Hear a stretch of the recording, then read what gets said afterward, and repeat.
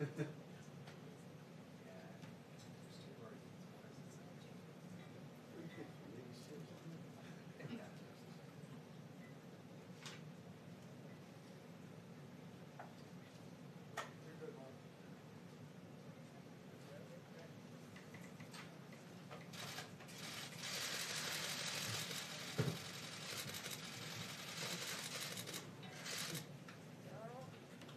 that one more time. I can't. Excuse me, I'll back up. Sorry. No problem. Excuse me.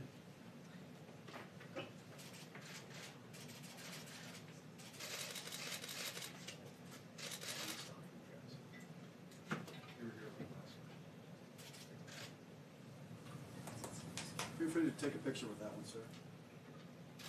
Feel free to take a picture. We'll give you credit. He likes toys. Of course he does.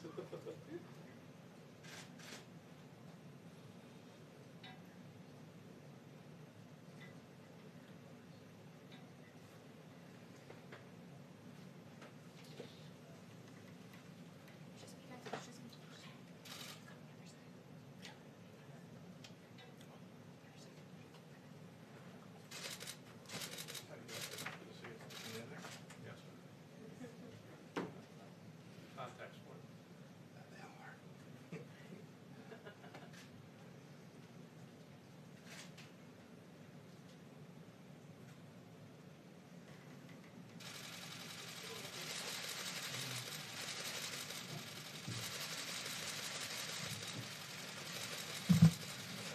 Thank you very much. Thank you. Thank you. This is a holy week when religious believers across the nation will observe Passover, Good Friday, and Easter. Millions of Jewish families begin Passover at sundown tonight, a sacred, unbroken tradition that traces back to the ancient land of Egypt. And on Sunday, we celebrate our beautiful, wonderful Easter, which we all look forward to. And we're going to have many Easters together in churches in the future. We're getting closer. You see the numbers. We're getting much closer to getting our country back to the way it was. We have now an extra 2 countries that have been attacked, 184. They're being attacked as we speak, but we'll all win. At some point, we're going to all win. We're going to do it sooner than people think. Earlier today, I spoke with 10,000 of America's faith leaders to thank them for raising the spirits of our people during these very difficult days. While we may be physically apart, we can use this time to pray, to reflect, and to focus on our personal relationship with God. I also spoke with more than 3,000 mayors, county commissioners, and state and tribal leaders to provide an update on our administration's ongoing drive to beat the virus, to crush the virus, and that's happening. It's happening, I think, if you look a little bit more quickly than people thought, maybe a lot more quickly, I hope. And it's something that all over the world we're watching, but people are watching us and seeing what we're doing, and they're very impressed. We're dealing with many countries right now, many countries, and we're giving them whatever information we're able to glean. I just spoke with the representatives of the UK, and I think that their great prime minister is doing much better today, or at least better.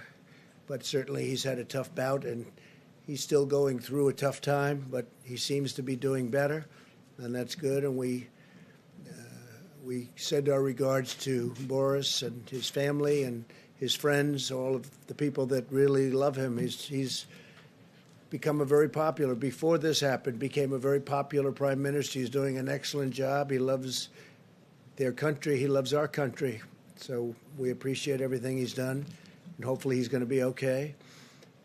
Speaking of great people and people that have done a fantastic job, I have Secretary of State Mike Pompeo with us, and I'd like to ask Mike to say a few words, and then I think what we'll do, in order to get him back to the State Department, we'll take some questions, and we'll then go on with the rest of what I'm going to say. Then we'll take some questions after that, and then Vice President Pence will take over. So, Mike Pompeo, please. Thank you, Mr. President. Under the President's leadership, my team and I at the State Department are doing our part to protect the American people from the virus, and importantly, to get them home. As you know, when many countries shut down their rail lines, their buses, their infrastructure systems, their capacity to get out of those countries, they were trapped, they were stranded. The State Department swung into action. Since January 29th, we have now repatriated over 50,000 United States citizens back to their homes. From more than 90 countries, more than 490 flights back to the United States from all across the world. This worldwide scale of our repatriation efforts is without parallel in our lifetime. We are coordinating with foreign governments, militaries, airport authorities, medical units, transportation companies, hotels, you name it.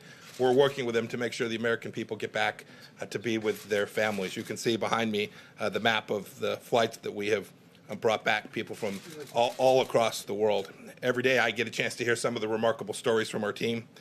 Let me give you just a couple of examples. Our mission in Peru, working with the Peruvian military and police forces to send riverboats up the river to get citizens that were stranded deep inside the Amazon forest. Our mission in Nepal made sure that a woman who was running low on medication could get what she needed at a pharmacy before boarding an evacuation flight that brought her back here. In Honduras, after the government imposed very strict 24/7 curfew and closed airports, our embassy sprang into action for stranded Americans, thousands of them. A 3-year-old boy told one of our consular officers just before he boarded the flight, "Thank you for helping me get back home to my dad." Pretty neat. We've received similar messages from lots of people. They're proud to know that their country will not leave them stranded and we're going to get them back home. One woman wrote, quote, "I was in tears when I received the email approving our flight back to the United States. God bless the United States of America." And another said, "I felt like I had allies there that actually treated me like a person or a family member, not just a number." The Repatriation Task Force, State Department, our consular officers have done great work. I want to thank our partners in the Department of Defense who have helped with some of these flights back home, and other government agencies, our sisters and brothers across the United States government and this administration that have helped get these people back. And then lastly, aside from our repatriation efforts, we continue to help countries around the world as well. We've got CDC officials helping these countries with expertise and all the things that these countries need to get their citizens safe and healthy and back so that we can get the economy all across the world, the global economy, back on its feet when this crisis is over. Thank you, Mr. President. Good, thanks, Mike. Maybe you stick for a little while. Sure. We'll see if anybody has any questions for Secretary of State. Anybody, please? Sure. Mr. Secretary, that's an amazing effort that you have made. How do you know when you're done? Because I imagine there are Americans on all corners of the world, and you're always someone's going to pop up and say, "I want to go home now." It's when a great, do you give the old yeah. call that So it's over? it's a great question. We still have several thousand people that we're working. They identify themselves every day. New people find themselves in a difficult place. Look, we're going to be done when people can travel on their own again. These people traveled abroad on vacations or with their church, and we're intending to get back on their own. We hope that day comes pretty soon where they don't have to rely on the State Department to get them back home. But know this, in the meantime, we're devoting all the resources we have to get them there, often in difficult places. They're not in the capital near the airport, or the roads are closed. And so it's not just a matter of getting a flight down there. There's a lot of work that has to be done to coordinate, to make it all happen and get those people available so they're sitting there when the flight lands, they can get on the plane, and then we can get them back home. We still have several thousand. We're working on it. We chip away at that number every day. But new citizens go to the State Department website, identify themselves, and say, "I need a little bit of help in some way," and we do our best to get that to them just as quickly as we can. You'll keep it up indefinitely. We're going to keep it up as long as we have resources to do it, and there is a need. Yes, sir. Mr. Secretary, how many of these staffers have tested positive for coronavirus? Have they been tested, or are they going into quarantine?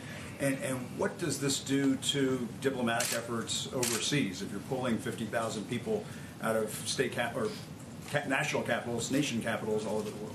So the vast majority of these 50,000 weren't our officers. These were ordinary citizens who were there traveling for business or for commercial or for their trip of a lifetime. We've seen some of that in the cruise ships, but of course they're stranded all over the world. So our embassies, save for the one that is in Wuhan, which we did pull everybody out of, the rest of our facilities around the world are all open.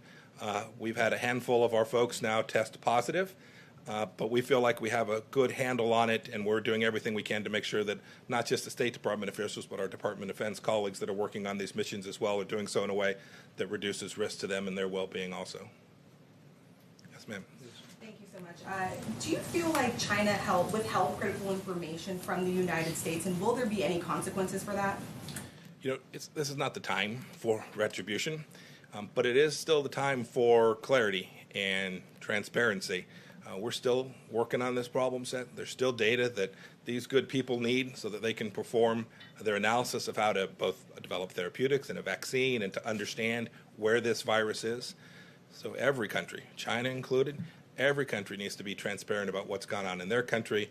They need to share that data. We share ours with the world so that the best scientists in the world can get to the right conclusions and bring this economy, this global economy, back to the place that we all want it to be as quickly as we can. Every country has that responsibility. It started in China, and so they had that special responsibility to get it right quickly and fast. Ask every country as we move forward in the days and weeks ahead, make sure we share that. Do it right, do it well. When we do, we'll get this thing back going. Early on, should they have shared their data sooner with the United States? Every country has an obligation to share that information accurately, timely, completely, transparently, and thoroughly, just as quickly as they can gather it. We'll leave for another time to evaluate how everyone did in that. Go ahead. Thank you, President Trump. And Secretary, I have a question. The World Health Organization has a fundraising drive for about $700 million for coronavirus resources. China has only donated $20 million. The United States actually has donated less. So do you feel that China should be giving more to this World Health Organization effort? And could you comment on the U.S. donation? You want to say something, Mr. President? Well, you could just say we held. At this point, we're reevaluating our funding with respect to the World Health Organization. Now, this is very consistent with what President Trump said since the beginning of his campaign. Organizations have to work. They have to deliver the outcomes for which they were intended. And we need to make sure that not only the World Health Organization, but every international organization, that we take taxpayer money and give it to them for the benefit of America. We need to make sure it's delivering on those taxpayer dollars. The World Health Organization is no different in that respect. They have to execute on the mission that they are designed to achieve. And we've seen, with respect to the World Health Organization, here we are. It hasn't accomplished what it was intended to deliver. President and Mr. Secretary, you said a handful of staffers have tested positive. Are they going to get the hydroxychloroquine treatment? Is that going to be made available to personnel overseas? I don't know the answer to that. But know that we'll deliver the best medical care every place we can. Some of them are in difficult places where there's not a lot of medical help. We've done our best to move that medical assistance forward to them in the field. Jeff? Thank you, sir. Mr. Secretary, right here. Can you give us an update on numbers you're seeing about coronavirus cases in Iran, and whether or not you have any updates on the United States helping them with that? So with respect to our assistance to Iran, we've offered from the first day we knew that the virus had struck the people of Iran, we offered humanitarian assistance. I regret that they chose not to take that. I've heard people talking about sanctions. The world should know there are no sanctions that prevent humanitarian assistance, medical supplies, pharmaceuticals from going to Iran. We offered American assistance. We've tried to help other countries get assistance in there as well. We've had some ability to do that. I don't have any better data than what you've seen publicly than I could share with you with respect to the extent of the virus inside of Iran. Thank you, Mr. Secretary. Are you allowing exports of medical supplies at this time, or what's the status of that? So you've seen, we're making sure that we have what we need for the American people, whether that's gloves. I'll let the Vice President talk to numbers on that. But at this point, what we are doing in terms of assistance is providing what most of these countries need to learn how to do surveillance themselves, to learn how to conduct tests themselves, to learn the things that can reduce the peak in their countries. Those are the kind of things. And we've been doing this, you should know. The United States has been incredibly generous. We have CDC officials like no other country in the world out helping these nations build out their healthcare, global epidemic healthcare infrastructure. It's good people like that you see sitting to my right that have been working on this all their life, all around the world, putting these countries in a place where they're better prepared for a virus like this one. Have any U.S. diplomats or U.S. officials contracted the virus as they've tried to rescue U.S. citizens abroad? Not that I'm aware of. Not that I'm aware of, but there's no doubt. I remember when we sent our team to get our officials and about 800 American citizens, non-government citizens that were living in Wuhan. I remember when we sent one of our first repatriation flights in there, we were very careful. We sent trained professionals in, but they were going into a very, very difficult, very fraught place. We were blessed. They all got back with no one having contracted the virus on that trip. I'm not aware of any of our officials that have had the virus attack them while they were performing their functions, trying to get people back. And we have a number of State Department officials who have COVID-19 now and are working their way through. In fact, we've had 3 fatalities of local employees, not U.S. direct hires, but local people who were working for the State Department and embassies around the world. We've had 3 fatalities so far.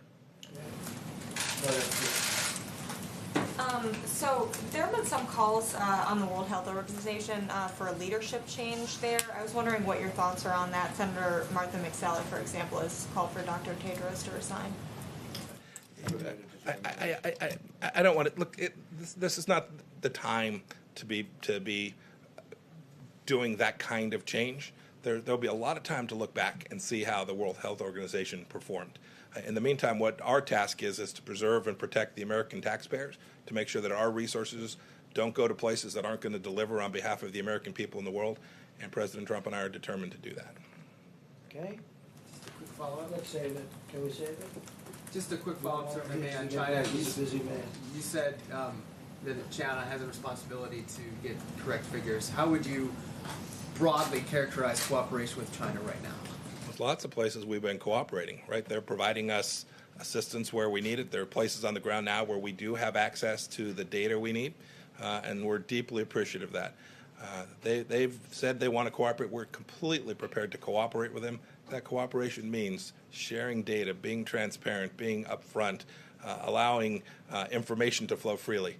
That's our expectation, not just of China, though, of every country that is in this place today. We have to work our way through this, and to do that, you have to have really good data. Okay. Great. Thank you, Mr. President. Thank you all. Thank you, Mr. Vice President. Appreciate it. Thanks. Okay, thank you very much. Just a few days, we've delivered nearly 11 million N95 masks to hotspots around the country, as you know, including 6.6 million to New York and New Jersey, 1.8 million to Chicago, 1.7 million to Detroit, and 837,000 to New Orleans. I spoke with the governor of Louisiana a little while ago, and they're doing really pretty well, much better than they thought. They'll be using fewer beds. As you know, we built a hospital. We're about set to complete another hospital, and there's even a possibility they won't need it. That's what we discussed. To date, we've shipped out more than 8,000 ventilators, and we have almost 10,000 sitting there ready to go should we need them, and an additional 2,200 newly manufactured ventilators come online on Monday. We're going to be sending them to various locations just in case they need them. My administration's working with Philips to double their production of ventilators by May and ultimately quadruple production by later this year, high-quality ventilators. We're eliminating bureaucratic barriers to pave the way for Philips' major investments in American manufacturing sites and sales. This will help to ensure that our country can permanently produce enough ventilators in the future that we can do them by ourselves. We're going to have a big stockpile when we're finished, and we expect to be sending quite a few to other countries to help them after we're finished. And even now, a couple of countries are really, really in dire need, and it looks like our projections were right on ventilators. And some states that were thinking they would need thousands of more than they thought are now already taken care of, which we're very happy about. In addition, beginning in May, we'll be receiving almost 300 million new face masks. We're going to have masks of about 300 million. They'll be starting to be delivered in May and during the month of June. So we're ordering a big stockpile, and we're thinking about doing an extra 200 million should we need them, or for the stockpile. So we'll be in a position to have something incredible. So that'll be a total of 500 million masks. And today, 750,000 new protective gowns landed in Dallas, Texas, as a result of a partnership led by the federal government, DuPont, and FedEx. and that's been a great partnership. That's worked very well. So we have 750,000 new protective gowns, and these are at a high level, very high quality. As American industry steps up to help, so are America's doctors and scientists. 10 drugs are now in clinical trials, and my administration is taking unprecedented actions to make new therapies and treatments available without delay. The doctors, the lab technicians, the companies, I spoke to them yesterday, I spoke again today. They're coming up with things that are, I hope, in the very near future are going to be very, very special, very important. Our national stockpile is now equipped with nearly 30 million hydroxychloroquine pills. So we're up to about 30 million. We're distributing them by the millions. You read about State Representative Karen Whitsett, who I very much appreciate her going public, but she was, I think, very, very much helped by this pill. She saw what I was saying on television. She thought she was in very bad shape. I don't want to go further than that, but you see her story, you know her story. She's a highly respected state rep from Michigan, and I think she did a great service, what she's done. She's in terrific shape. She looks fantastic, and she was very generous with her statements. In addition, the zithromycin and zinc, they say zinc. You should add zinc. Now, it's all has to be recommended by doctors, physicians, but they say zinc. I want to throw that out there because that's where they seem to be having the best result. So you add the zinc and the zithromycin, and it's been we've had a lot of good stories, and we have almost 30 million doses. So we've got a lot. I want to thank Prime Minister Modi of India for allowing us to have what we requested from before the problem arose, and he was terrific. We'll remember it. Later today, the CDC will release further guidance to help ensure critical infrastructure workers can perform their jobs safely after potential exposure to the virus, and so they're working on that. The question was asked a little while ago about the World Health Organization, and as you know, they made a statement on January 14th, I guess it was, that there was no human-to-human transmission. Well, there was. They probably made that statement in the second or third week of December in addition, but they made it very powerfully on January 14th. And they criticized me very strongly when I said that we're going to shut down flights coming in from China, and especially from certain parts of China, but from China generally. We were criticized very badly. So last year, and for many years, hundreds of millions of dollars has been paid to the World Health Organization, hundreds of millions of dollars a year. And last year was $452 million, and China paid $42 million. Before that, it was $500 million, and China paid less than $40 million. And before that, it was similar numbers in the 400s, 300s, and sometimes even in the 500s of millions of dollars. And China would do proportionally just a small fraction of that number. And I think they have to get their priorities right. And their priorities are that everybody has to be treated properly, every country. And it doesn't seem that way, does it? It doesn't seem that way. So we're going to do study, investigation, and we're going to make a determination as to what we're doing. In the meantime, we're holding back. We want to say very unfair. So the United States, $452 million compared to $42 million. That's to the World Health Organization. That's not good. That's not good. Not fair. Not fair at all. And other countries, as you know, also gave very substantially less than the United States. And the World WHO, World Health, got it wrong. I mean, they got it very wrong. In many ways, they were wrong. They also minimized the threat very strongly, and not good. I want to take this opportunity to express the thanks of an extremely grateful nation to the Americans who go to work every day, especially in these critical industries in the midst of the pandemic, to care for and protect and feed American people, including medical personnel, law enforcement, first responders, food suppliers, sanitation workers.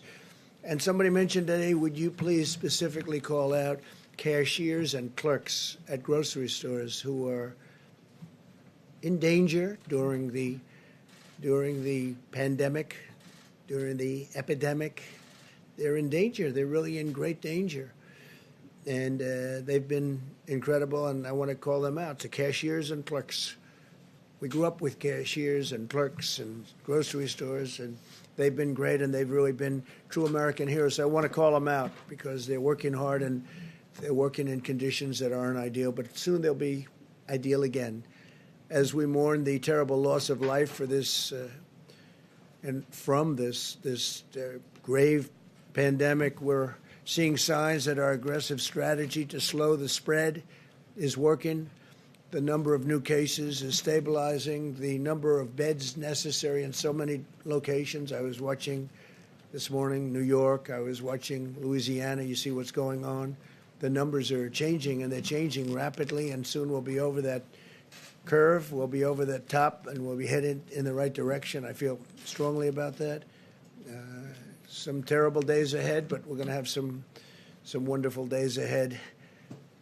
And we're going to get this behind us, this terrible thing behind us. Some people will never be able to forget if they had a loved one, if they had a great friend or a friend. But we're going to get it behind us. This is a tribute to the discipline and the devotion of the American people, what we've accomplished. If every American continues to strictly adhere to social distancing guidelines, we can defeat the invisible enemy and save countless lives, so we can do it much more quickly. We're hopefully heading toward a final stretch, the light at the end of the tunnel, as I was saying.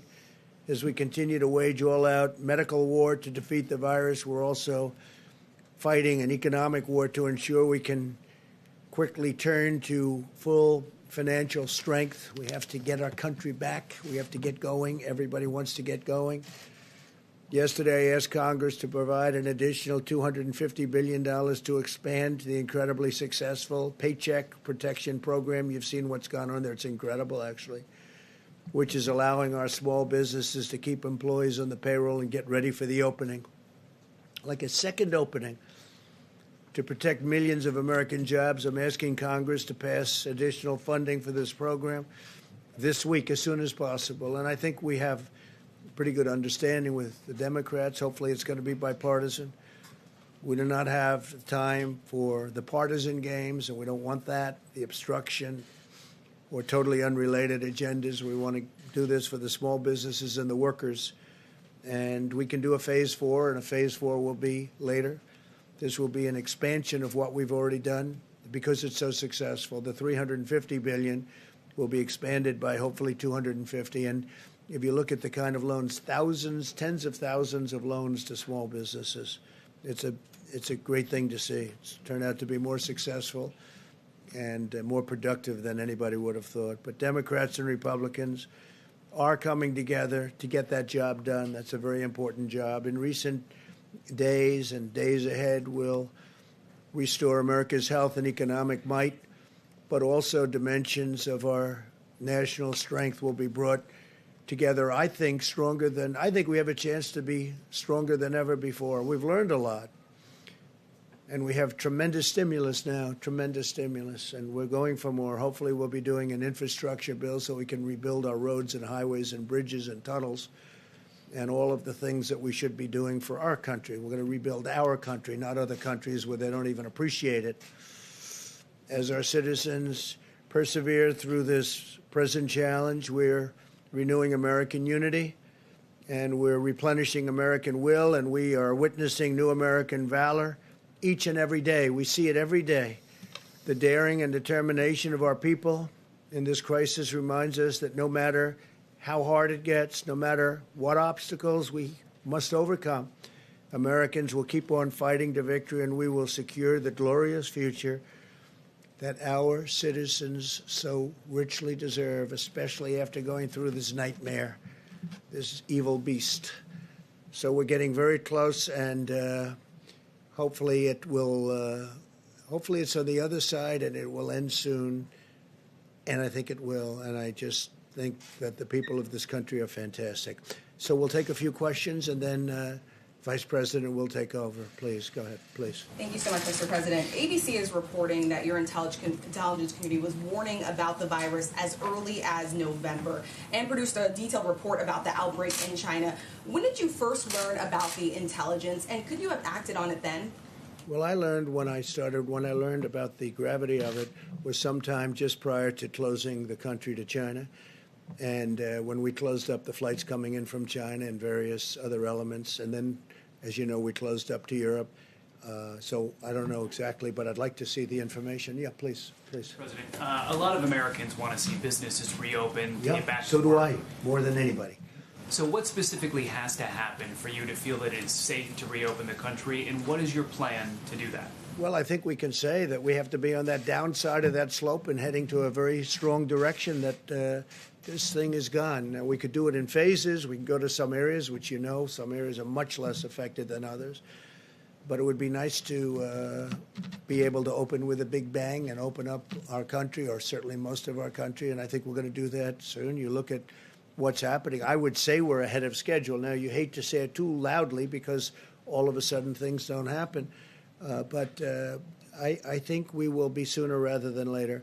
But we'll be sitting down with the professionals. We'll be sitting down with many different people and making a determination. And those meetings will start taking place fairly soon. So you wouldn't do that until the health experts tell you it's safe to do it? Yeah, I would rely very heavily on them, yeah. Do you think, is there a system for monitoring and testing that you're looking at? Yeah, we're putting in very heavy testing systems. We have the best testing systems. And again, don't forget, when we look at cases, I'm looking at I'm not going to insult anybody, I'm not going to insult any country, but I'm looking at countries that are showing less cases than us. That's testing. We're testing more than anybody. And you saw exponentially more than anybody by far. And our testing's become, I think it'll end up being a big strength. In fact, the other countries that the media talked about are now calling us for what are we doing and how are we doing it so quickly and where are we getting these tests, because our tests are really good now. They've been proven to be very accurate. Yes, please. Thank you, President Trump. Two quick questions. Yeah, sure. One on infrastructure. Members of your administration and members of Congress have pointed out that the top paid federal employee, it's not the president, it's the head of the Tennessee Valley Authority, and he made $8 million last year. And It's ridiculous. I agree. It's ridiculous. I think it's the highest paid government. Long before I got here, you said Tennessee Valley Authority, right? Has to be the highest paid man in any government. Makes approximately $8 or $9 million. I don't know the gentleman, but he's got a heck of a job. He gets paid a lot of money. He's been there for a long while, hasn't he? This one actually is new. It came in April, but the previous Well, one. that's a separate. Yeah, that's separate. But I'm talking about the. We just have some new people going on the board, I know. But as you know, that's a quasi-public agency. And whoever the head of the agency is, that person makes a lot of money. If I could ask my second question. Which is an amazing thing, right? And when we want them to do something, they're not there for us. That's not good. That's not good. The second They've been there question, for a long time. That's been a story for a long time. I assume that you would support reducing that salary as part of the infrastructure bill. Yeah, reducing it by a lot. Thank you. And, my other question That'd is... be the greatest job in the history of government, almost. Certainly if you're into money. Tennessee Valley Authority, that's right. Go ahead. I've been waiting for somebody to ask me about that. It's been bothering me for a long time, too. Go ahead. One of the biggest rating hits of the coronavirus, aside from these briefings, has been a show on Netflix called Tiger King. Yeah. And the man who's the star of this is a former zoo owner who's serving a 22-year prison sentence. He's asking you for a pardon, saying he was unfairly convicted. Your son yesterday jokingly said that he was going to advocate for it, and I was wondering if you've seen the show and if you have any thoughts on pardoning Joe Exotic. Which son? It must be Don. I had a feeling it was Don. Is that what he said? I don't know. I know nothing about it. He has 22 years for what? What did he do? He allegedly hired someone to murder an animal rights activist, but he said that he didn't do that, and he was. Do you think he didn't do it? Are you on his side? Well, Are I'm a reporter. I you shouldn't take recommending sides. a pardon? No, I'm not advocating anything. As a reporter, you're not allowed to do that. You'd be criticized by these. Would you recommend a pardon? I'm not weighing in on Tiger I don't King. think you would. I don't think you would. Go ahead. You have a question? I feel like Joe Exotic. I'll take a look. Is that Joe Exotic? That's Joe Exotic. Let me get back to Go ahead. the coronavirus if I can, Mr. President. Yeah.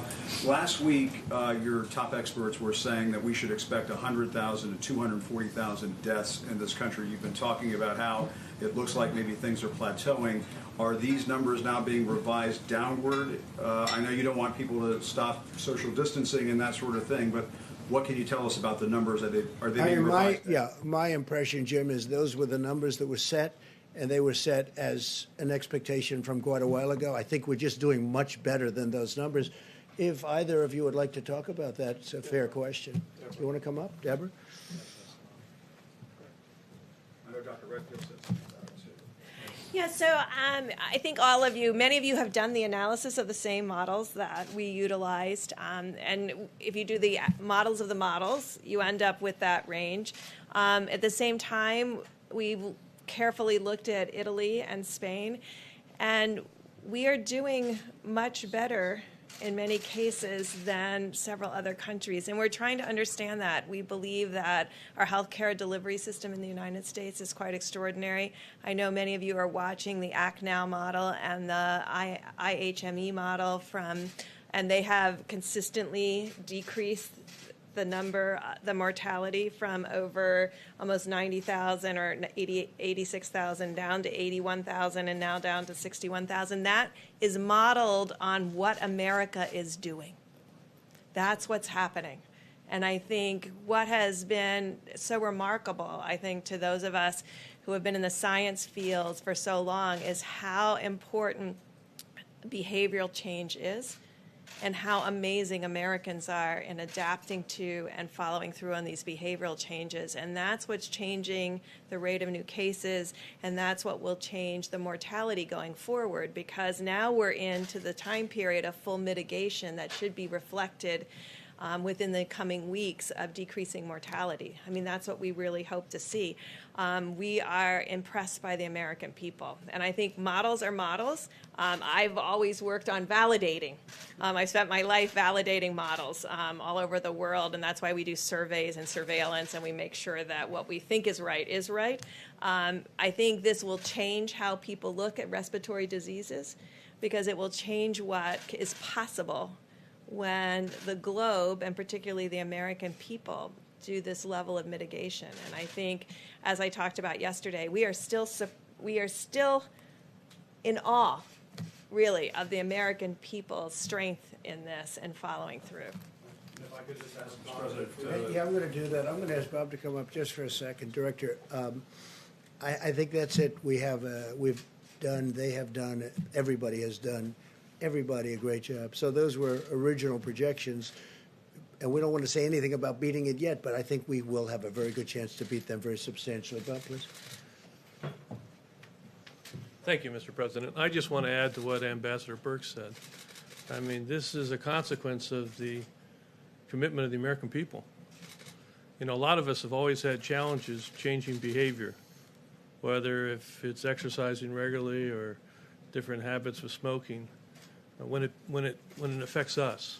What's been remarkable to watch here is how the American public has changed their behavior when it protects the vulnerable. I think that's really what I'm so proud to see.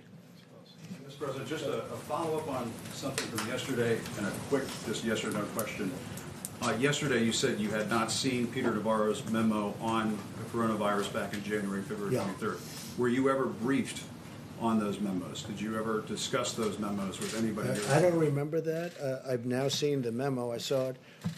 It was, Peter sends a lot of memos. I didn't see the memo. As you know, World Health was saying that was not correct because at the time they called it wrong.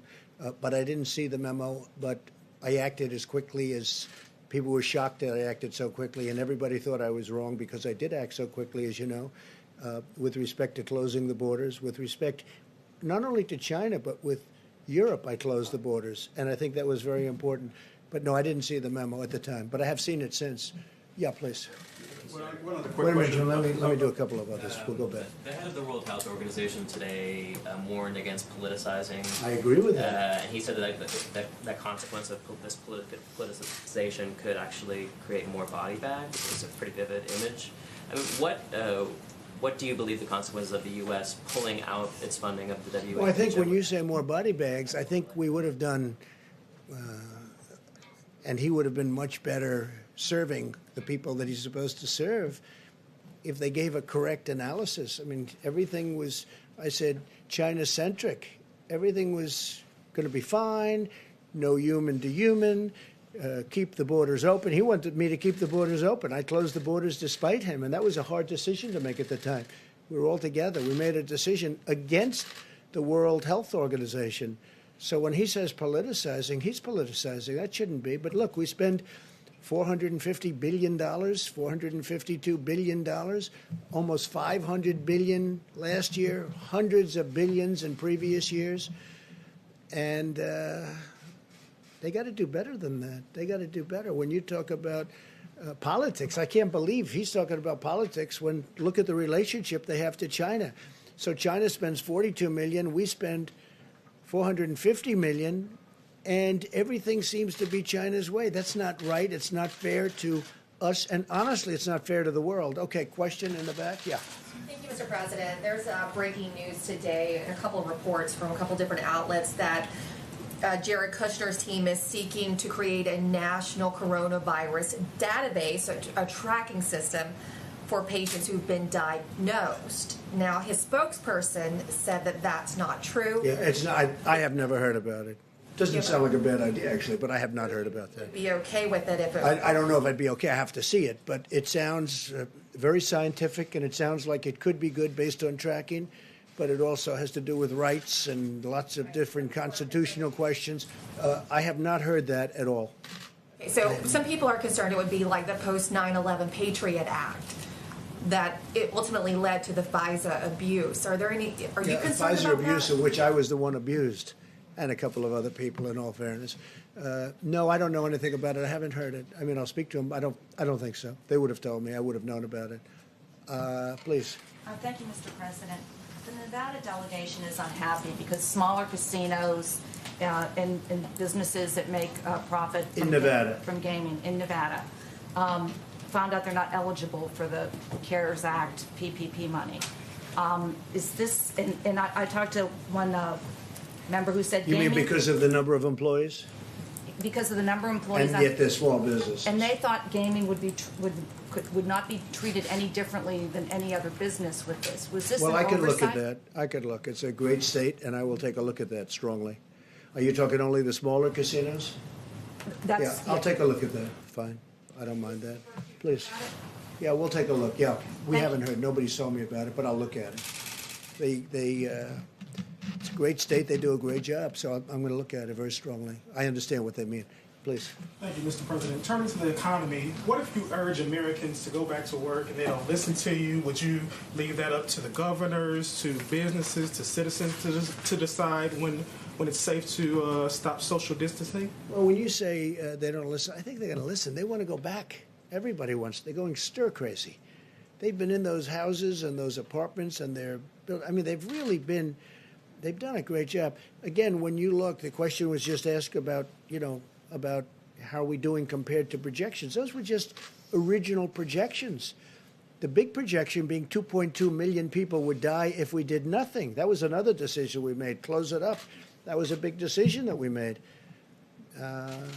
Two very smart people walked into my office and they said, listen, these are your alternatives. And that was a projection of, I guess, 1.5 to 2.2 million people would die if we didn't close it up. That's a lot of people. So if we do a number that's tremendously smaller than that, now if we did close it up, the numbers got to 100 to 220 million people. So if we can stay substantially under the 100, which was the original projection, I think we all did a very good job, even though it's a lot of people. Say it? You think we'll be on track for that by May 1st? Well, right now, we're doing well in terms of the numbers. I can't tell you in terms of the date. We don't want to We don't want to go down, and then we can start going up if we're not careful. So we have to be careful. As far as distancing, social distancing, and other things, certainly for a while, at some point that's going away. We'll be able to sit next to each other and everything like we have all our lives. This is a very unique thing. This has not happened, anything like this of this magnitude, since 1917, 1918. The great pandemic. That was something. But, people want to sit next to each other at restaurants. They want to sit next to each other like normal at a football game, baseball game, basketball game, hockey game. No, we want to go back to life. Now, the first period of time, maybe we'll go a little bit slower, and maybe we'll be talking about distancing. But at some point, we expect to be back like it was before. And hopefully it'll never happen. Hopefully it will. If it does happen, it's going to be in 100 years from now. The last one, 1917. That's something. It's a long time ago, and that was a horrible thing. Jim, go ahead. Yeah, I wanted to get back to something you were saying yesterday about people going to Wisconsin and voting in the middle of this pandemic, really putting their lives on the line. And you said, well, if they do that, vote by mail, perhaps we'll have voter fraud in this country. I just wanted to ask you, voters in 5 states, Utah, Colorado, Hawaii, Washington, and Oregon, all vote by mail. Can you or the White House staff or your campaign provide any evidence to back up your claim that mail-in voting is rife with fraud, like the example you gave of people working in rooms filling out false ballots? You've been talking about voter fraud since the beginning of this administration. Very fair. And where's the evidence of it? I think there's a lot of evidence, but we'll provide you with some, okay? And there's evidence that's being compiled, just like it's being compiled in the state of California, where they settled with Judicial Watch, saying that 1 million people should not have been voting. And you saw that? Wait, excuse me. Well, I'm just telling you. I'm telling you, in California, in the great state of California, they settled, and we could have gone a lot further. Judicial Watch settled where they agreed that 1 million people should not have voted, where they were 115 years old and lots of things, and people were voting in their place. What I see, and every one of those states that you mentioned is a state that happens to be won by the Democrats. And if you have a position like me where it's registered, you're here, and we're voting someplace where I'm not. I haven't left the White House in, I guess, months, other than to, ask a ship to, wave it goodbye to New York, which, by the way, is now going, as you know, being used for the purpose that we're talking about, which a lot of people wanted. Wait a minute. Voting doesn't work out well for the Republicans. Well, so it hasn't. Isn't your concern It really certainly just political? hasn't. But if you're a senior citizen and if you're somebody that needs it, I'm all for it. But they have to be very careful, because the things with bundling and all of the things that are happening with votes by mail, where thousands of votes are gathered. And I'm not going to say which party does it, but thousands of votes are gathered, and they come in and they're dumped in a location, and then all of a sudden you lose elections that you think you're going to win. I won't stand for it. Well, we're going to find out about the proof, because you're going to see what's going on. And I'm not going to stand for it. Our voting system, first of all, we should have voter ID. When you vote, you should have voter ID. And if you send something in, you should be sure, as a state and as a country, you should be sure that that vote is meaningful and it's not just made fraudulently, because there's a lot of fraudulent voting going on in this country. This country should have voter ID. Okay, let's do another one. Go, please. Mr. President, currently the only way that we can track these millions of doses of hydroxychloroquine that are being distributed across the country is through the eHealth data system. How systematically is your task force watching this? Well, I think it's very systematic, We're distributing the hydroxy all through the country. It's being distributed in large amounts. We have it coming in now. We were up to 29 million doses, then we went to 30 million doses. But we have it coming in all throughout the country, and much of it's being distributed. In fact, it'll start going down what we have in our stockpile. And again, it's had, I hope it works. Again, I'm not a doctor, as you possibly have found out. I'm not a doctor, but I'm a person with common sense. And we've had some very good results over the course, including a woman who just reported it 2 days ago. Yes. Through the eHealth data system, are they? I think no. We're looking to provide it in many different ways.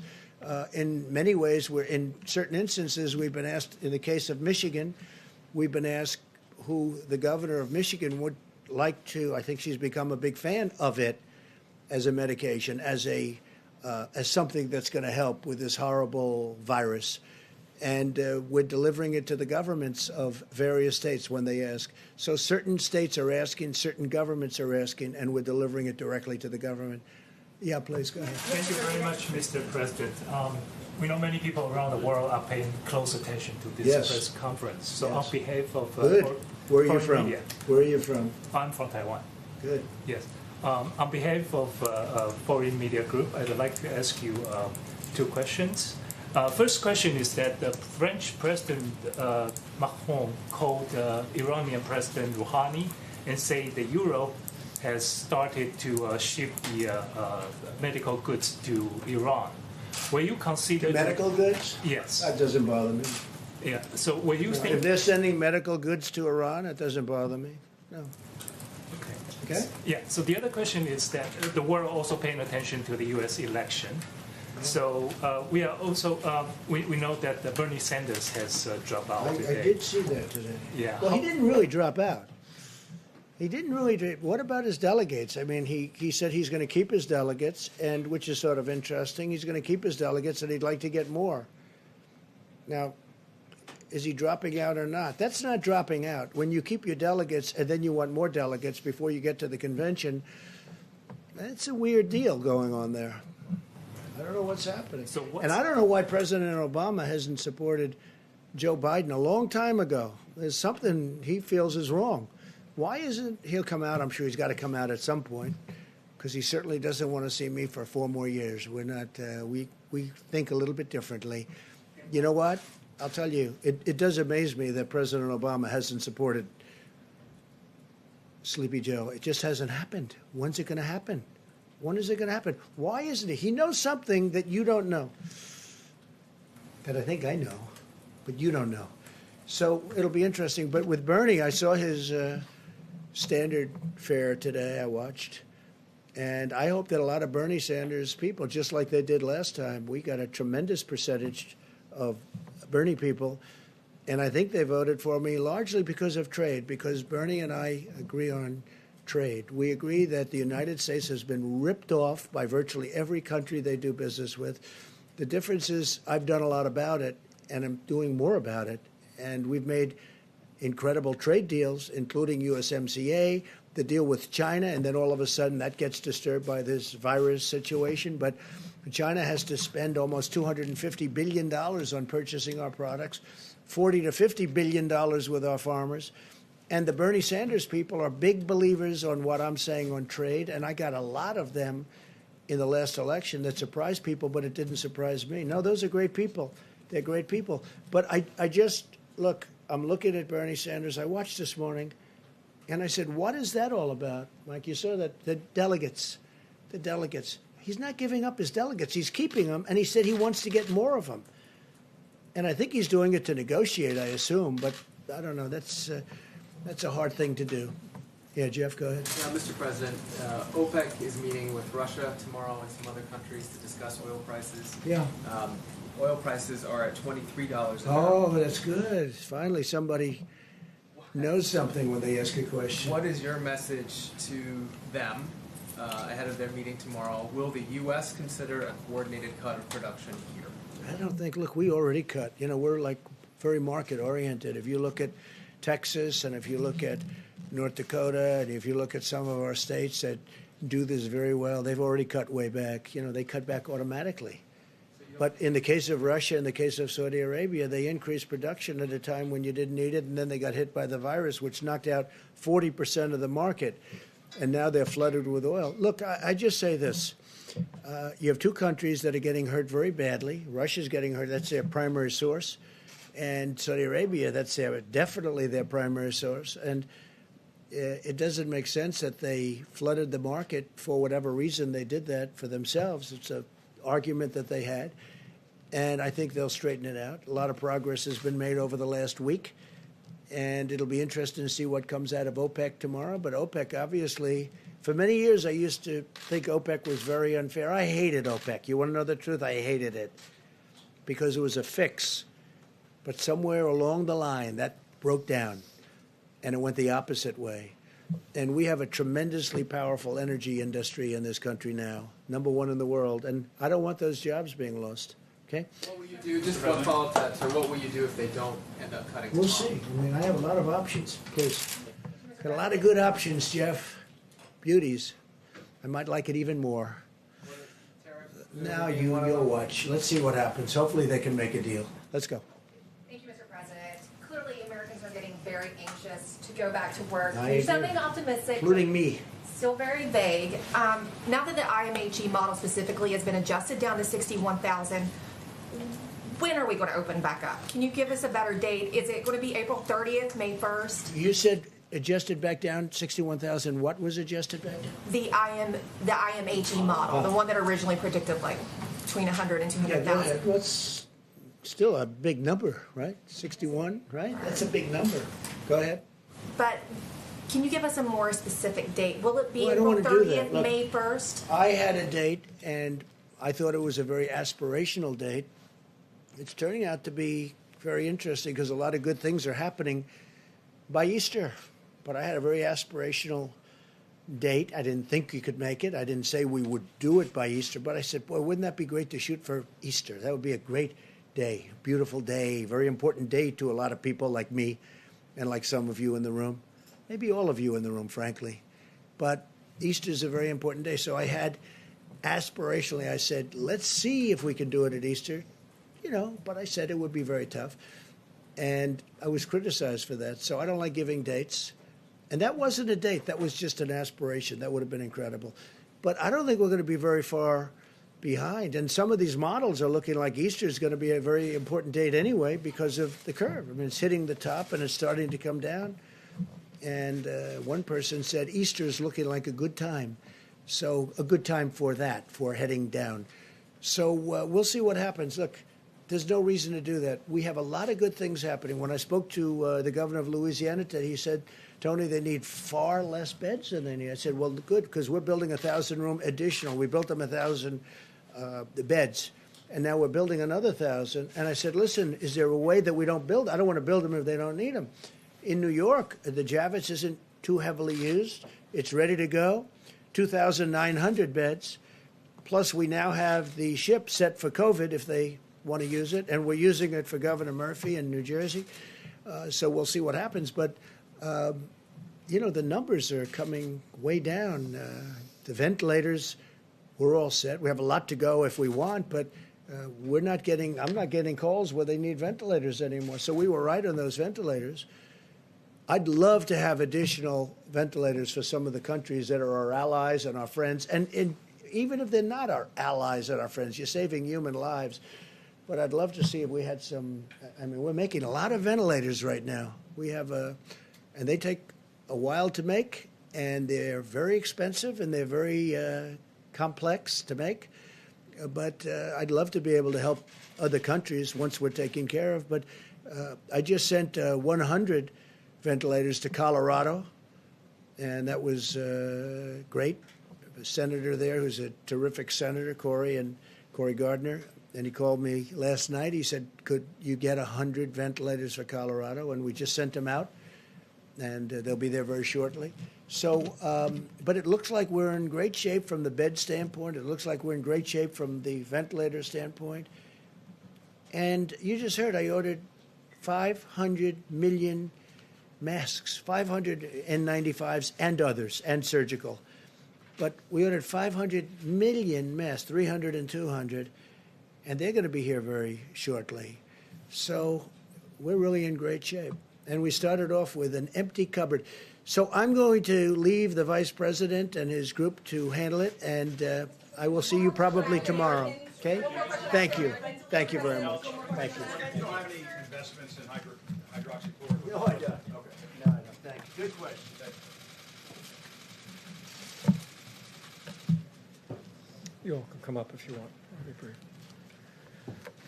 Well, good evening, everyone, and to our fellow Americans out west, good afternoon.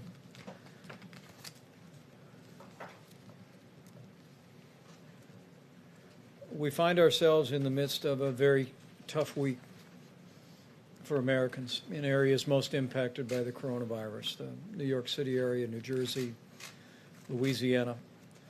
Continue to focus resources and attention on those areas, and I know that the hearts and prayers of the American people are with all of those communities. But in the wake of more than 1.9 million tests, we see more than 400,000 Americans have tested positive for the coronavirus, and sadly, we've lost more than 14,000. We grieve, but as the good book says, we do not grieve like those who have no hope. In this very special week, I know that the faith of millions of Americans is a comfort to them. The President and I spoke to more than 10,000 faith leaders, and we were able to express to them our gratitude for the way that they're strengthening the communities that they serve. But we also find hope in the numbers that Dr. Birx will continue to reflect on today. For as Dr. Fauci explained yesterday and in the days before, the losses, as grievous as they are, that we are seeing today are a reflection of people that contracted the coronavirus in many cases before strong mitigation steps were taken, before the guidelines for America fully took hold. The cases, however, and the new cases and the hospitalizations are in fact a reflection of the results of what the American people are doing. And I want to echo the President's and Dr. Birx's statements today about the extraordinary work the American people are doing, because we continue to see a great progress, low and steady numbers in the states of California and Washington. And in the New York metropolitan area, New Jersey, New Orleans metro area, Detroit, Chicago, and Boston, we continue to see evidence of stabilization that should be an encouragement to every American, an encouragement that we may be reaching the point where the impact of the coronavirus is beginning to level off. But it also should be an encouragement to every American to keep doing what we are all doing. Heed the guidance of your state and local authorities, and for every American, continue to put the White House coronavirus guidelines for America into effect. An area of particular concern we were briefed on this morning is the city of Philadelphia. I spoke today to Governor Tom Wolf, and as we begin to see early trend lines in Philadelphia, I assured him that we were going to continue to flow resources and support to that community, but our message to the people of the Philadelphia area is now more than ever practice the social distancing so that Philadelphia and to some extent even Pittsburgh do not have to endure what other communities before them have had to endure. Also today, at the President's direction, we hosted a conference call with every Republican member of the House of Representatives and every Democrat member of the House of Representatives. And we express our appreciation to Speaker Nancy Pelosi and Leader Kevin McCarthy for convening these forums. We brought together key members of our task force team. The Secretary of the Treasury discussed the progress that we've made on paycheck protection. He reported to members of Congress that so far we're working with more than 3,600 lenders across the country, and we've dispersed more than $98 billion in forgivable loans. Now, these are loans that if small businesses accept this money and use it to keep people on their payroll over the next 2 months, they'll be completely forgiven. Treasury tonight will be issuing a new FAQ, Frequently Asked Questions document, that will also make it clear that lenders may use their own closing documents for completing loan applications. And that information is available at treasury.gov and sba.gov as well. Dr. Birx and Dr. Fauci briefed the members of Congress today on the latest data. They'll both reflect on that in a moment. We also had Admiral John Polovchik talk about our control tower system and the extraordinary flow of supplies to critical areas across the country. We also briefed on the disbursement of resources to local hospitals with Seema Verma and gave them an update on what the Secretary of State spoke about today. It's remarkable to think more than 50,000 Americans brought back home through nearly 500 flights. And we thank the members of Congress who have worked with the State Department to identify family members and groups that found themselves stranded overseas, and we were grateful for that. In addition to our interaction with members of Congress today, we spoke with the president of the Henry Ford Hospital, Bob Riney. It is the Henry Ford Hospital that is conducting a clinical trial for hydrochloroquine. He expressed great enthusiasm for the work that they had done. They had a rather overwhelming response to the initial trial, which is beginning this week with 3,000 people taking the hydrochloroquine or a placebo so they can match it. But what the president of the Henry Ford Hospital told me is they'd like to expand the test.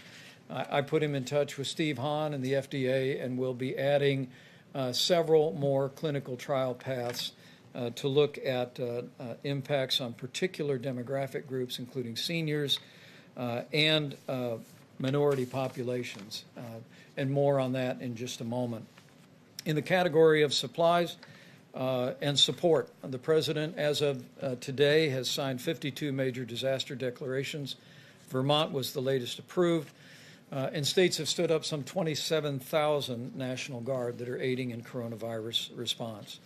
On the critical subject of ventilators, we do have currently more than 8,000 ventilators in our strategic national stockpile and distributed more to the Navajo Nation and to Colorado today.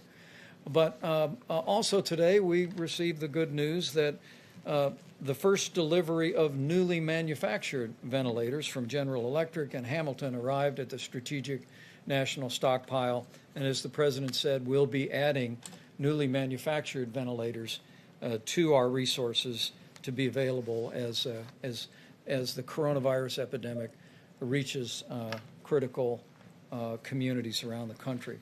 On the subject of the air bridge, 4 flights scheduled to arrive today, primarily focused on gloves for our incredible healthcare workers.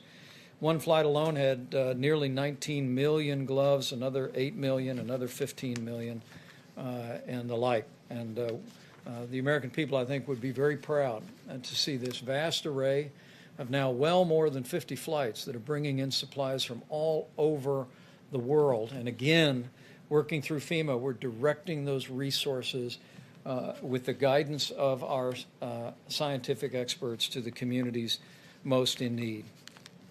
As we announced yesterday, the White House Coronavirus Task Force has requested that CDC and our team assemble data on the unique impact that we're seeing reported on African Americans from the coronavirus. Dr. Fauci spoke about it yesterday, and we'll reflect on his perspective on that as well. Tomorrow, with the Surgeon General and others on the White House team, we'll be speaking with leaders in the African American community. And as Dr. Fauci will reflect, there have been historic challenges in the health care of the African American communities, particularly in our inner cities. And now more than ever, I'll just say from my heart to all of our African American family members, now more than ever, practice the guidelines. Look after those most vulnerable, people that have underlying serious health conditions. It's more important than ever that we all put those principles into practice. Finally, today, I'm going to have, after we hear from Dr. Fauci and Dr. Birx, I'm going to ask Dr. Redfield to step up, because today the CDC will be publishing new guidance on essential critical workers who have been exposed to COVID-19 but don't have any symptoms, don't have a temperature, and don't have any reason to believe that they have the coronavirus. At the present moment, the guidance is that if you have been in proximity to someone who did test positive for the coronavirus, that the guidance of CDC is that even with essential critical workers in industries from healthcare to food supply, that we ask people to stay home for 14 days. The new guidance tonight will hopefully make it clear that there would be an opportunity for those people playing such an incredible role in our nation's response to be able to return to work and to do so safely. And finally, let me just say again how inspired we are at the response of the American people to the coronavirus epidemic. Each and every day, as we see the beginnings of encouraging news, the low and steady numbers in California and Washington State, and now beginning to see numbers of hospitalizations going down and new cases leveling and in some cases going down. We all hope it is the beginning of a trend, but we also hope it's an encouragement to every American to keep doing what you're doing, not just for your own health, for the health of your loved ones, but because we want to make sure that all of us are doing our part to make sure that the fewest number of Americans possible are exposed to the coronavirus. And given the fact that this, I remind you, is 3 times more contagious than the flu, each of us has a role to play in slowing the spread. That's what the 30 days to slow the spread is all about. It's about protecting your health. It's about making sure that our healthcare workers and our healthcare system is not overwhelmed by the coronavirus, and ultimately it is about saving lives. We talk about the numbers, and I'm going to ask Dr. Birx to come up and reflect on them, but I think all of us know this is one American at a time. It's one heartbreak at a time. And having lost loved ones in my life, just like everyone here and everyone looking on, we want to work every day to make that number of losses the lowest possible. And it will take all of us to do it and to keep doing exactly what we're doing through today. Dr. Birx. Thank you, Mr. Vice President. I just want to start where the Vice President left off. I come out of the services, Army. We always talk about honoring the fallen, and I think for every American, what we can do now to honor the fallen that have fallen and given them really their deaths to this horrible disease, to the healthcare workers that are in the front lines trying to save every single one, to honor them, and to honor our elders and the individuals that we know are at the greatest risk for bad outcomes. We all need to continue to do our work. Yes, the number of cases is stabilizing, but I do want to go through those numbers with you because we talk about these as micro epidemics in metro areas and in rural areas. So in the New York metro area, which includes obviously northern New Jersey, Connecticut, and Rhode Island, there are still 11,000 new cases per day, and their positivity rate on their testing is still in the 40% plus range. So there's still a significant amount of disease there, and everyone needs to continue to follow the guidelines. New Orleans metro area, 800 new cases per day, but a seropositivity rate on their testing of 28%. Detroit metro area, 1,400 cases per day, 26% positivity. Chicago, 1,200 cases per day, and 18%. Boston, 18% positivity, 1,100 cases per day. Denver has fallen to 180 cases per day, but still has 15% seropositivity in their testing. California and Washington have stayed stable at about Seattle, 350 cases per day. On the LA metro area, 800 cases per day. But their test positive rates are remaining in the 9% range. And so this really gives us some idea of what it takes. They have been continuously mitigating.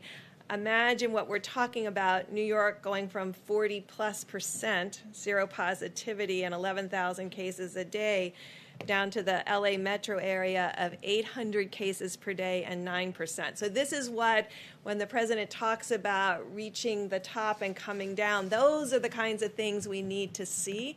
And the only way we will see them is if every American continues to follow the guidance. Now, in the Philadelphia metro area where I come from, it's 1,400 cases per day. This, of course, includes Camden, the counties around the Philadelphia metro, and Wilmington. And in the Baltimore and the Washington, D.C. area, 15% zero positivity and 500 cases per day and 200 cases per day in Baltimore. This is how we're looking at it, county by county, metro by metro, rural region by rural region, to make sure we don't miss anything. And we're triangulating testing data with the attack rates, with the hospitalization, with the number of cases, and really creating a mosaic of who needs what when to ensure that every American is served well. I had a great call today with a group of pediatricians, the head of the American Academy of Pediatrics, and with the American College of Obstetrics and Gynecology. Behind the scenes and working every day are the pediatricians fielding those phone calls from every concerned mother, and of course grandmothers like myself, and protecting our children every day to ensure that they have access to the medical care that they need while this is happening. And to every pregnant woman out there, I was very reassured hearing from the American College of Obstetrics and Gynecology. They have put amazing things in place to protect every pregnant woman. They have been social distancing in their offices. They have increased all of the disinfecting. They have lengthened the time between clients. To every pregnant woman, don't miss your appointments. If your OB thinks you need to be there, you should go. And please know that on the labor and delivery wards, they are doing everything to protect you and their babies. They are committed to you.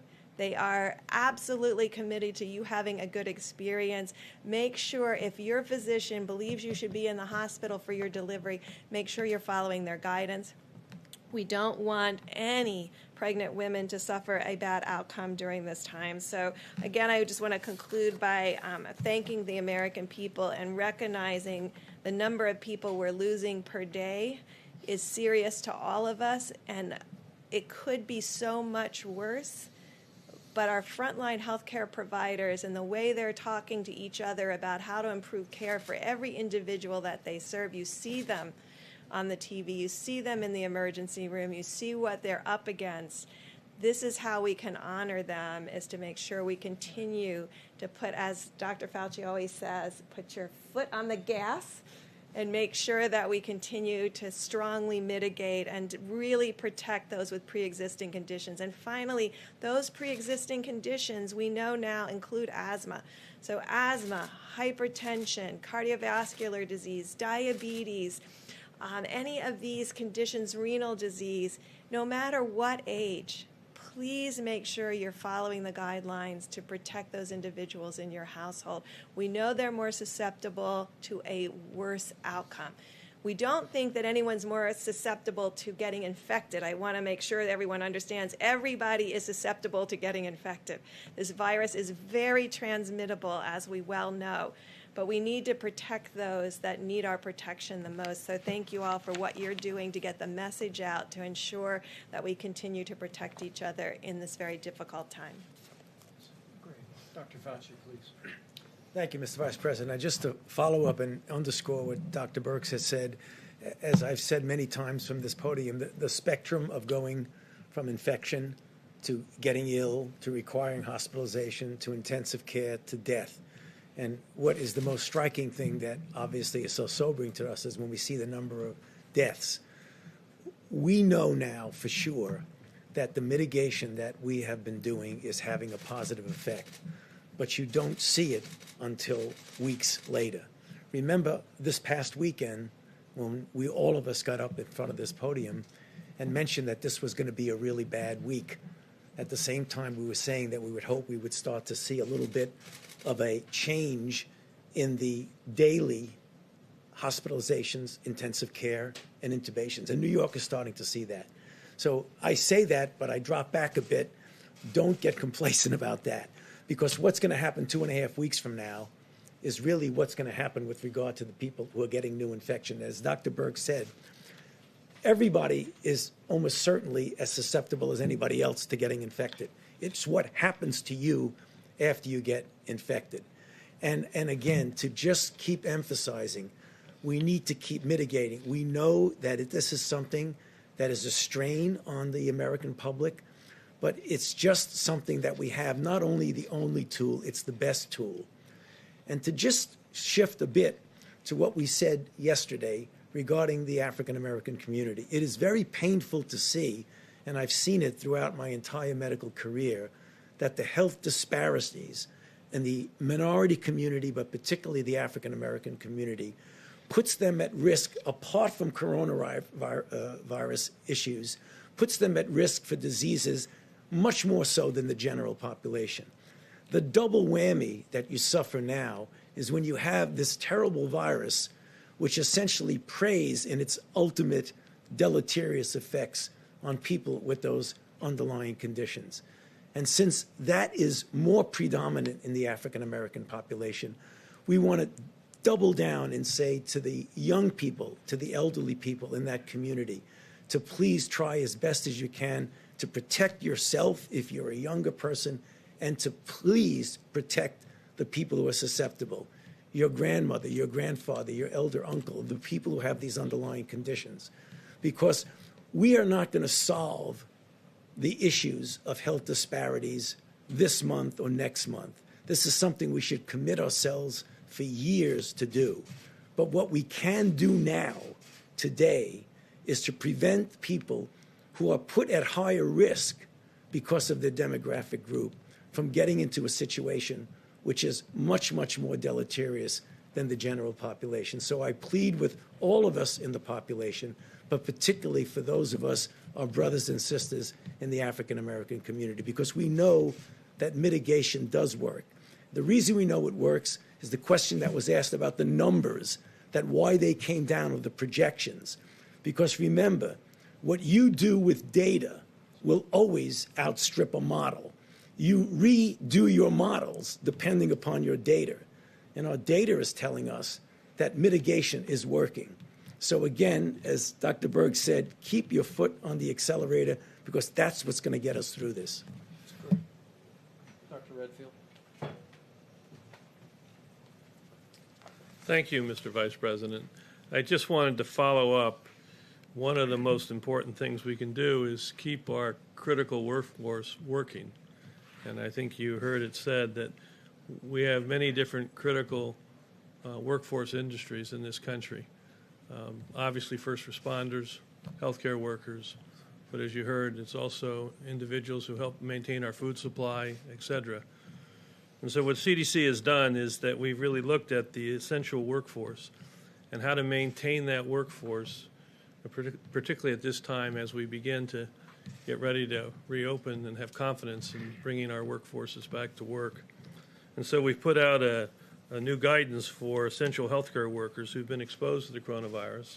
These are individuals that have been within 6 feet of a confirmed case or a suspected case, and so that they can, under certain circumstances, they can go back to work.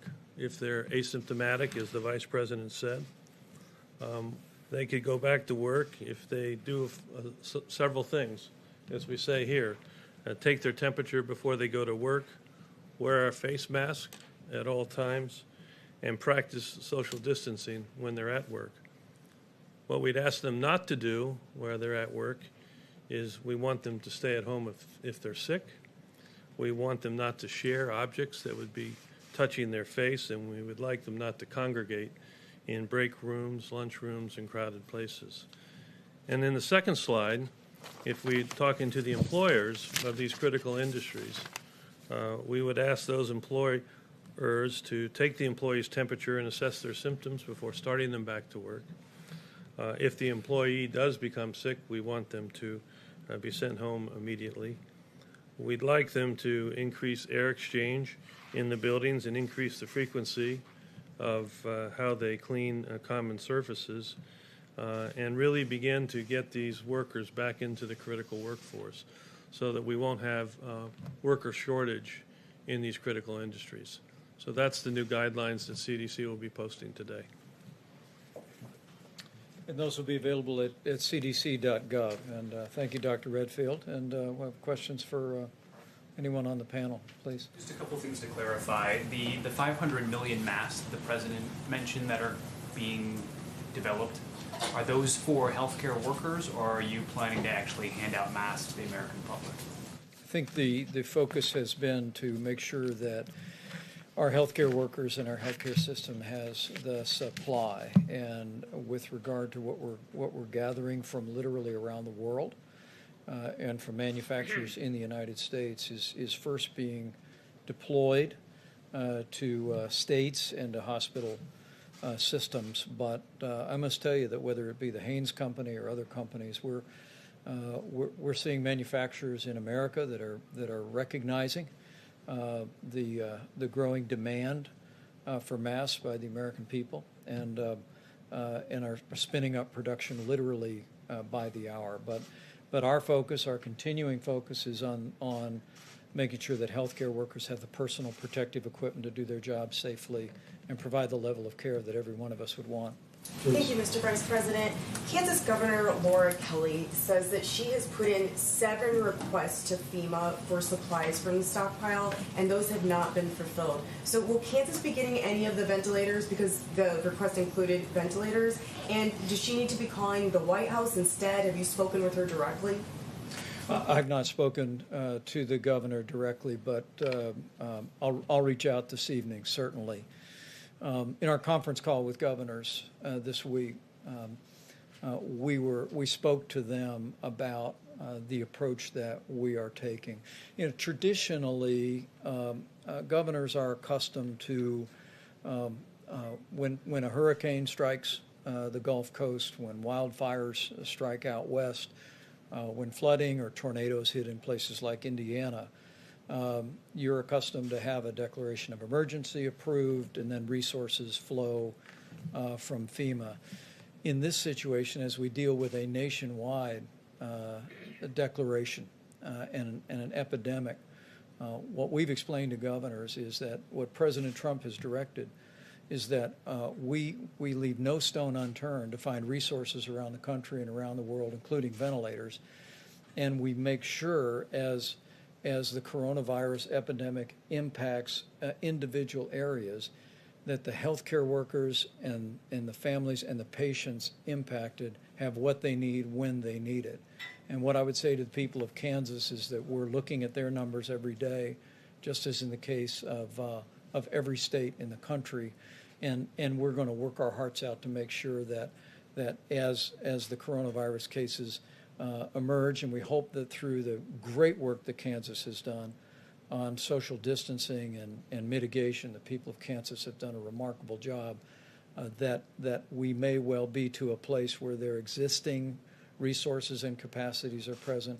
But we want people to know that taking the counsel of Dr. Birx and our entire healthcare team, we're focusing, just as we did first in Seattle, California, and now in New York, New Jersey, Connecticut, Louisiana, the Detroit area, the Chicago area.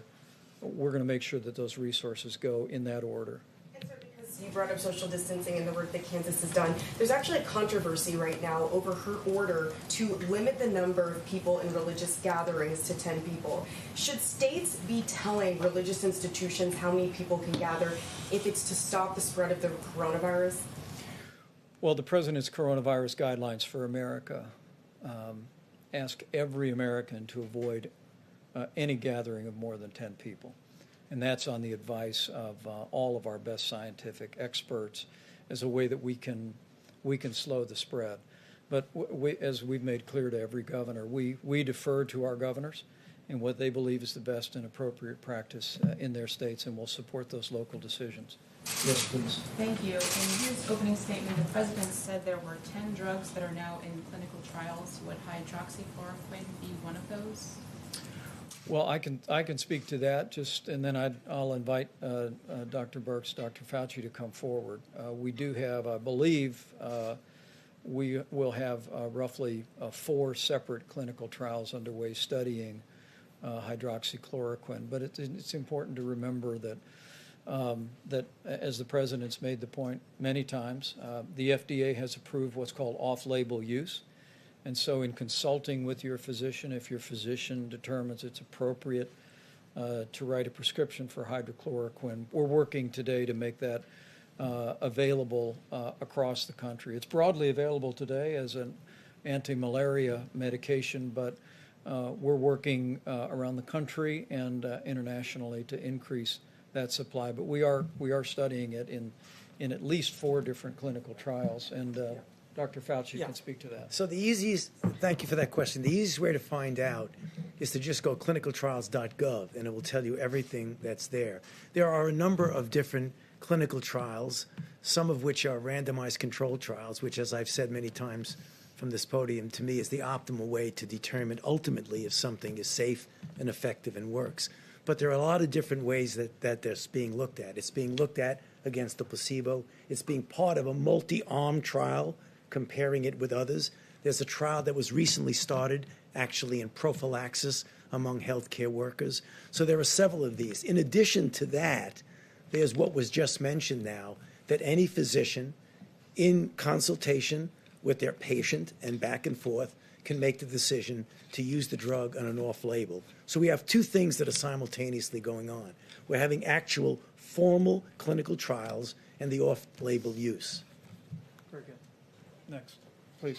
I want to turn back to the disproportionate rates of Black deaths when it comes to the coronavirus. Dr. Fauci, you have been talking about this for weeks, that there are underlying health issues. People with underlying health issues are most at risk. But if we knew that Blacks disproportionately have fallen into that category, why wasn't the CDC prepared to gather this data in real time to work to fight this?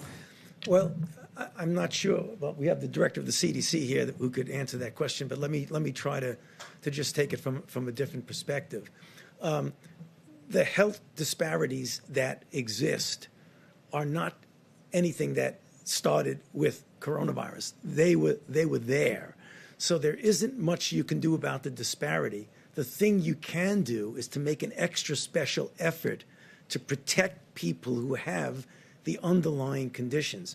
So it's the same way as we say, well, the elderly and those with underlying condition. Unfortunately, the African American community has a much greater proportion, population for population, of these underlying conditions. So the best weapon we have right now is what I said in my opening remarks, is to do whatever we can to get them to realize that what we need to do is to protect them from getting infected and to also protect them from inadvertently and innocently bringing the infection to people who have these underlying conditions. Thank you, sir. Can you explain the thinking behind these 100 ventilators that were given to Colorado when other states like Kansas have had trouble getting ventilators? And can you say whether a personal relationship with the president is helping states like Colorado get these ventilators? I mean, there are 15 states that have more cases than Colorado. Well, what I can say is that we've been watching Denver very closely, and like many of the other key areas that I touched on, we're beginning to see some encouraging news, but in our interactions with the governor and with local officials and with the senator, we've made an effort not only in Colorado but around the country to be particularly responsive to states where we've seen a growth in cases. But I'm going to let Dr. Burke speak to that as well. There's literally beginning with New York, New Jersey, Connecticut, Louisiana, the Detroit area, Michigan, Chicago area. There's a series of other cities, including Denver, that we've been watching very carefully. And while we're beginning to see some encouraging news, we want healthcare workers in those communities to know for certain that we're going to move resources into those areas where we see significant outbreak. Can you just address the point about whether individual governors with relationships with the president are getting preferential treatment? I can tell you within that decision complex is not just the absolute number of cases, it's the hospital capacity and what each of those hospitals have. So remember, I think a couple of days ago we talked about how the states are sending the information about ICU beds, hospital beds, ventilator needs. So different states have different, which I don't think any of us probably knew before this, but there are some states that have lots of ventilators, and there's other states that proportion to their population or by their cases of COVID have less. And so I'm sure Denver and Colorado fit into that model where there were hospitals that had less ventilators proportionally and were needed for the cases that were seen. So that's the kind of analysis. So every state that has a few cases more than Colorado have all received ventilators except for, I think, Texas, and that's just because they are just starting. Remember, Colorado was one early on the curve, so they have many more people have moved through that progress and are in need of ventilators. Texas is very early in their curve in both Dallas and Houston. So that's what I was talking about. Each of these are a micro curve that we have to follow independently, or we would be making general decisions rather than specific decisions by geography. Mr. Vice President, a follow-up on the church's question. You're obviously a very religious man. Will you be going to church on Sunday? We'll be attending church right in the living room at the Vice President's residence, where we've been attending for the last several weeks. The advantage is we get to go to our home church in Indiana. Is that the same example you'd like to see churches around the country, regardless of what governors are saying, do as well? Well, I think the President's coronavirus guidelines for America are very clear, that during this 30 days, we're calling on every American in every state, first to listen to your state and local authorities, but right after that, to avoid gatherings of more than 10 people, avoid unnecessary travel, use drive-through at restaurant instead of going into the restaurant. We are, as these health experts have told you, seeing real evidence that we're slowing the spread, that these mitigation efforts are having a strong impact. And tonight, as many people, even at this hour on the East Coast, are beginning to sit down to a Seder dinner. It's the beginning of Passover, and with Easter celebrations this Sunday. We just want to encourage every American to heed the counsel of the guidelines, put those into effect, and know that in so doing, we'll hasten the day. We'll hasten the day that we put the coronavirus in the past and we reopen our country. Mr. Vice President, can I ask a question of Dr. Birx or Dr. Fauci? Of course. As you are both probably aware, there's a lot of misinformation, conspiracy theories out there about the coronavirus. There are some commentators who are suggesting that the number of dead are being inflated because they're saying that people who are dying with other issues are being listed as COVID-19 deaths. Perhaps you've seen some of this commentary. You may be too busy to see it, but it is out there. What do you say to those folks who are making the claim without really any evidence that these deaths are being padded, that the number of COVID-19 deaths are being padded? For example, somebody who might die from a number of factors but had coronavirus are being listed as coronavirus deaths, and because of that, the number is being inflated. That's a fair question. And you might also speak about the converse. Yeah, we've been hearing the converse too. We've been hearing both sides of that. I think we've made it very clear, I think every time I've been up here, about the comorbidities. And so most of the people, and we talked about the Italy data, the majority of the Italians who succumbed to this had 3 or more comorbidities. So this has been known from the beginning. So those individuals will have an underlying condition, but that underlying condition did not cause their acute death when it's related to a COVID infection. In fact, it's the opposite. Having that underlying condition and getting this virus, we know, is particularly damaging to those individuals. We don't know all the pathophysiology. I wish we did right now.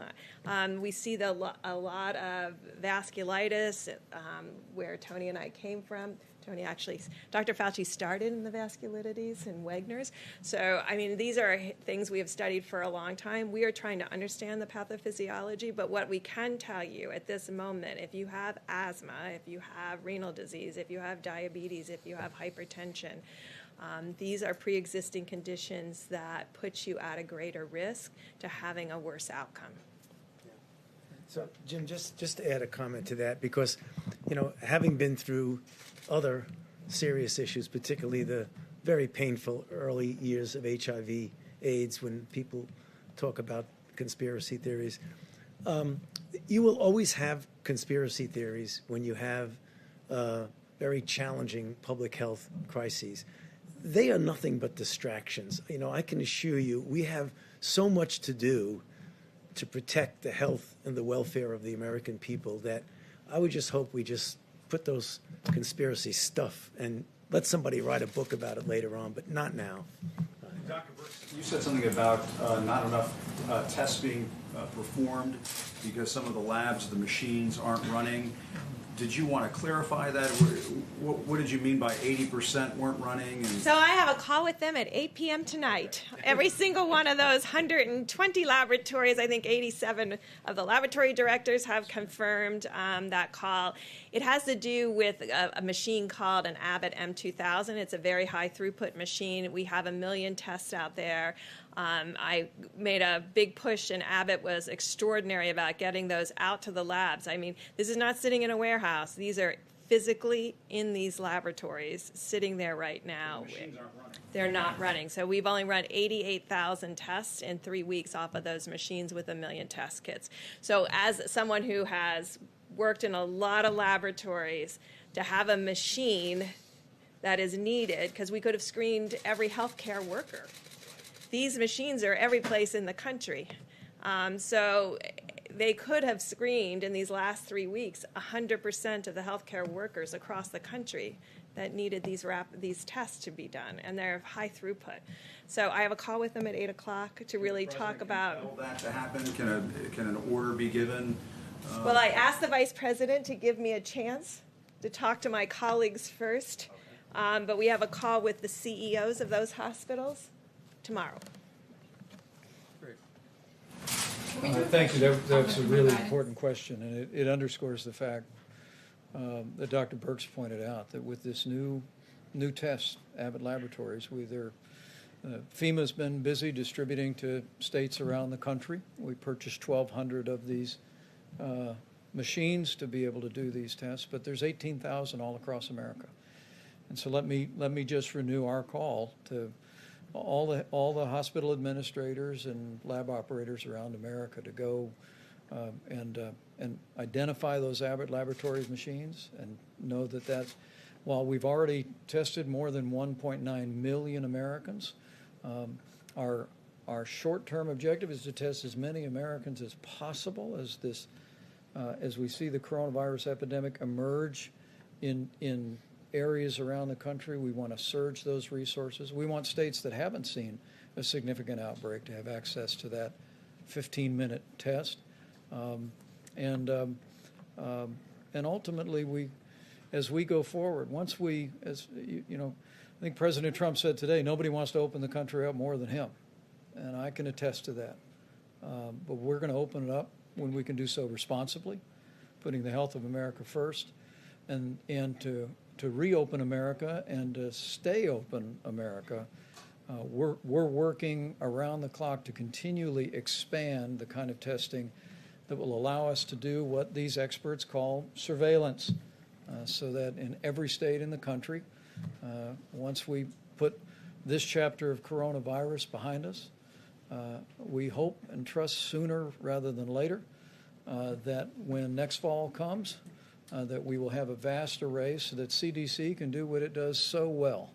And that is when a particular disease emerges, CDC surges personnel, does contact tracing, isolates that individual. So we're just really calling on all of our partners in the laboratories and in hospitals around the country to identify those Abbott Laboratory machines and help us continue to scale up and expand testing. But to every American, let me again just say thank you. Thank you for what you're doing. We are in the midst of a week of heartache, and I want to assure every American who has suffered loss that we're with you. We're praying for you and your families, and And we'll continue to work our hearts out to make sure these incredible healthcare workers who are inspiring every single one of us all across the country every day have the resources and the support and the equipment to do their job safely, to provide the level of care that any American family would want for their loved one, and to be able to go home safely to their families.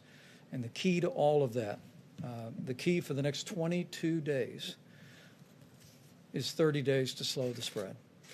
And I just encourage every American, if you haven't done so recently, go to coronavirus.gov, print off your own copy, pick up the phone and call a friend and just tell them that you heard from the experts, you heard from the president and our team that we're beginning to see glimmers of hope.